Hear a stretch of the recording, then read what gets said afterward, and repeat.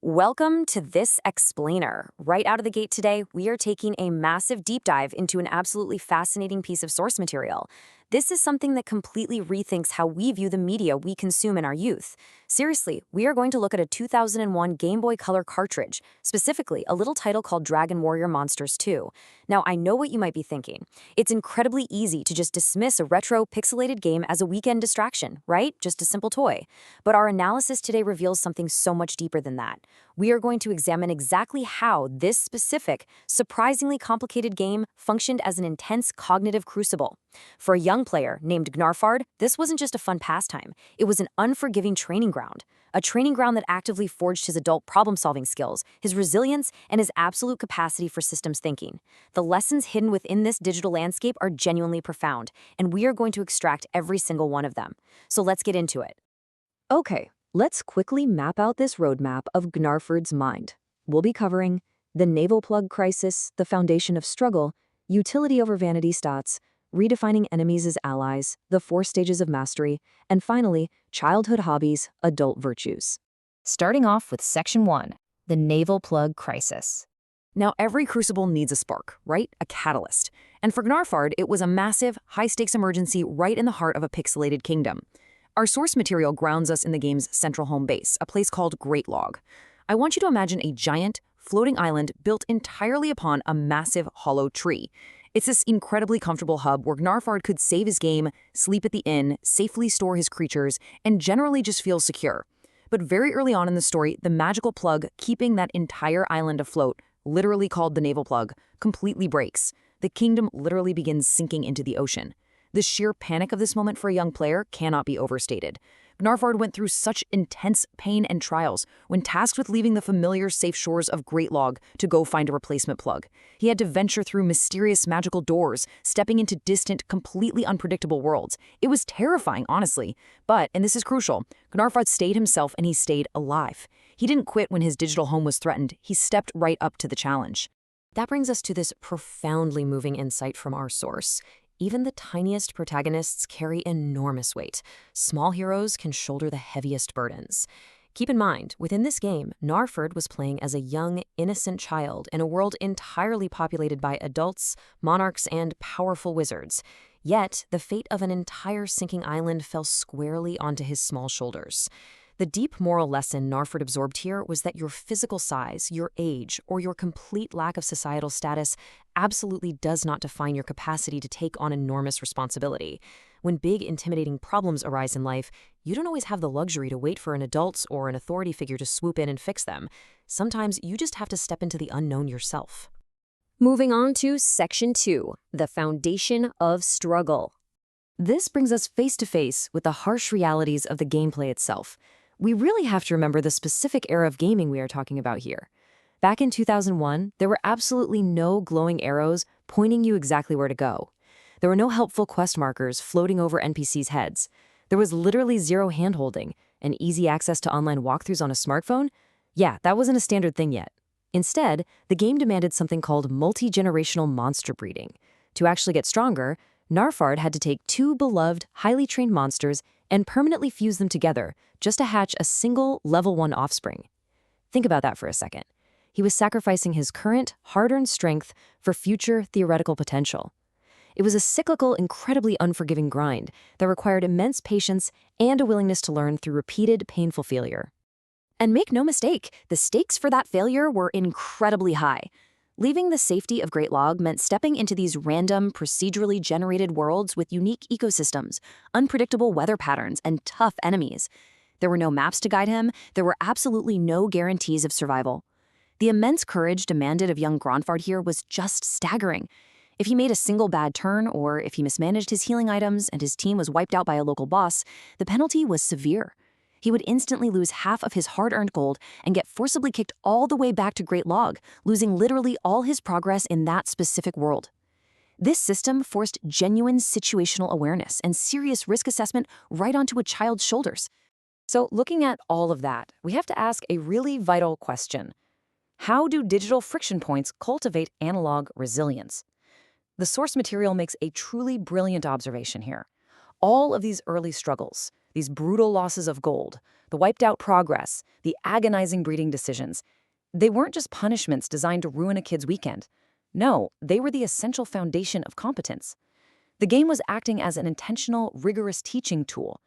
By explicitly refusing to make things easy, the game forced Gnarfard to develop core problem-solving habits, like budgeting finite supplies and prioritizing actual needs over immediate wants, that fundamentally made him capable of overcoming much, much bigger challenges down the road in real life. Which leads us to Section 3, Utility over Vanity Stats. As Gnarfard progressed deeper into the game, he eventually hit a massive wall where simple brute force completely stopped working. This forced a huge cognitive shift regarding the game's underlying meta strategies. He recognized a pitfall that the source beautifully calls the +sign addiction. You see, in the game, breeding monsters gives the resulting baby a plus value attached to its name, like Slime +5 or Slime +99, which artificially inflates their raw stats. It is so unbelievably easy for a young player to become totally obsessed with making that specific number go as high as humanly possible, thinking that a monster with maxed out attack power will just steamroll the entire game. But Gnarfard learned a very harsh truth. Chasing a Slime +99 with massive attack power is entirely 100% useless if a late-game boss simply casts a sleep or paralyze spell on it. Flashy status symbols and inflated raw numbers, which we can call vanity, sure, they look great on paper, but focused synergy, practical skills, and true adaptability, utility, are what actually survive contact with reality. Let's break down how Gnarfard practically applied this incredible lesson in utility. In battle, he commanded a trio of monsters. While most beginners just wanted 3 massive, heavy-hitting damage dealers, Gnarfard learned to build a highly focused, well-bred machine where every single member had a distinct critical role. He needed a support monster to actively strip the enemy's advantages away using spells like Decrease or Stop Spell. He needed a dedicated healer to sustain the team's health with Heal Us, or to buff their physical attacks with Twin Hits. And finally, a specific damage dealer designed to ruthlessly exploit elemental magic weaknesses. Because he mastered this turn economy, this lean, specialized trio could systematically dismantle massive, wildly overpowered solo bosses. A solo boss might have a terrifying 999 attack stat, but if its stats are suddenly debuffed and its magic is completely sealed by the support monster, its sheer size is rendered totally meaningless. So the crucial takeaway here is summarized perfectly by this incredible quote from our source: efficiency is the highest skill. Gnarfard realized that deep structural understanding, precise planning, and absolute minimal waste will always win in the end. Just throwing massive resources and endless mindless grinding at a problem is inherently wasteful. True mastery is the ability to look at a complex system, strip away all the distracting clutter, and solve the problem with the exact right, perfectly coordinated tools. Elegant design beats wasteful, clumsy, brute force muscle every single time. And this profound shift in tactical thinking leads us right into a fascinating question. What actually happens when we view a hostile entity not as an obstacle to destroy, but as a resource to understand? This isn't just a neat gaming tactic. It's a profound, overarching philosophical pivot that the game literally forced Gnarfard to make if he wanted to succeed. Let's explore that in Section 4, Redefining Enemies as Allies. Traditional combat in media almost always tells a player to just destroy whatever happens to be standing in front of them. But this game, it completely flipped that script. Wild creatures wandering the map weren't just target practice. They were all potential future team members. Gnarfard literally had to shift his entire mindset from how do I kill this to how do I recruit this. To win a monster over, he actually had to feed it treats during the combat itself. This forced a really intense mid-battle cost-benefit analysis. Is this particular monster actually worth spending my highly expensive, incredibly limited inventory of beef jerky, pork chops, or premium sirloin on? Furthermore, Gnarfard learned to see immense hidden value in the completely overlooked. A weak, bizarre-looking wild monster from the zombie or material family might seem like total trash at first glance, but Gnarfard learned it could secretly carry a rare magical resistance, or it might be the exact genetic missing link required to breed an elite, top-tier boss 3 generations down the line. It fundamentally taught him to look for immense potential where everyone else only saw an obstacle. Section 5. The 4 Stages of Mastery. So, how exactly does a kid go from aimless button mashing to complex systems thinking? The source material meticulously maps out Gnarfard's exact trajectory through 4 distinct psychological stages of learning. Stage 1 is the blind wanderer, which is unconscious incompetence. Here, Gnarfard was picking his monsters purely based on how cool they looked, just mashing the attack button in total ignorance. Stage 2 is the stumbling strategist, conscious incompetence. Gnarfard hit a wall, his team got completely wiped out, and he finally realized raw leveling just wasn't working anymore. He started noticing things like elemental resistances, but he felt totally overwhelmed by the math of it all. Stage 3 is the methodical planner, conscious competence. Now this is where the real heavy lifting happened. Gnarfard stopped playing reactively. He actually sat down and mapped out multi-generational breeding trees in a physical paper notebook. He carefully balanced roles and managed his resources with incredible effort and intense focus. And finally, we arrive at stage 4, fluent mastery. This is the mountaintop. The staggering complexity of the game's mechanics no longer felt overwhelming or burdensome to Gnarfard. It didn't feel like a grueling math test anymore. Instead, it felt like a language fluently spoken. The friction was entirely, beautifully gone. The source defines this breakthrough perfectly as fluency in systems thinking. At this stage, absolutely zero mental energy is being spent just trying to remember or navigate the basic rules of the game. Gnarfard wasn't sitting there reading individual data points on a screen anymore. When he looked at an enemy team, he was instantly and intuitively reading their speed tiers, their spell vulnerabilities, and their entire turn economies in a fraction of a second. Because of this, all of his cognitive focus was liberated.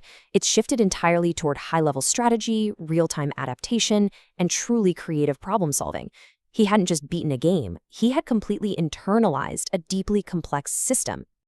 And that brings us to our final section, Section 6, Childhood Hobbies, Adult Virtues. This right here is the ultimate synthesis of our entire explainer. How exactly do Gnarfard's digital triumphs, played out on a tiny, unlit screen decades ago, translate into the real-world mental architecture he relies on today as an adult? The source issues a truly passionate final call to action, based directly on the game's core gameplay loops. First, keep training, which in real life means dedicating yourself to continuous practice, self-discipline, and constantly sharpening your capabilities. Second, keep breeding, which translates to synthesizing new ideas, actively taking the painful lessons learned from your past failures, mixing different skills together, and constantly evolving into a stronger version of yourself.